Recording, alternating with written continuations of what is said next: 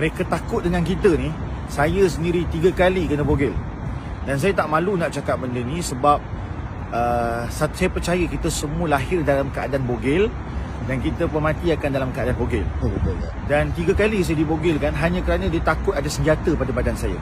Pertama dekat dalam kapal, tapi tak ada orang lah melainkan tentera. Kedua dekat immigration, ketiga di penjara. 3 lapisan ataupun 3 kali saya dibogelkan. Jadi nampak sangat mereka takut dengan senjata. Sebab kami tak diberikan air minuman yang bersih sepanjang dekat sana. I think like almost 4 days kita memang tak ada air bersih. Kita disuruh minum air paip dari tandas. So masa pagi tu saya dan berapa 5 orang kawan dari negara lain, kita dipanggil untuk jumpa judge. Tapi bila dah balik, kami protes. Kami cakap kami tak akan masuk sel selagi dia tak distribute air bersih kepada semua orang kat dalam sel.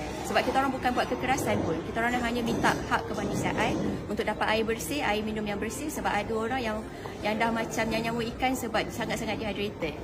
Jadi dia tarik tangan saya. Lepas tu dia seret ke sini, tolak dengan sambil berlari. Dan dia malukan saya juga. Dia cakap, lari, dia buat macam tu. Sambil dia tolak, sambil dia gelak.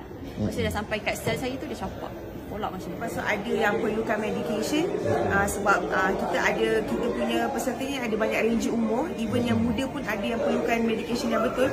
Tapi saya orang cakap okey, tak ada, tunggu doktor. So doktor datang, tentu saya duduk dalam penjara 2 hari 1 malam. Ada duduk di penjara 3 hari 2 malam. Jadi yang duduk 3 hari 2 malam tu memang kalau tak ada doktor datang, tak ada doktor lain datang.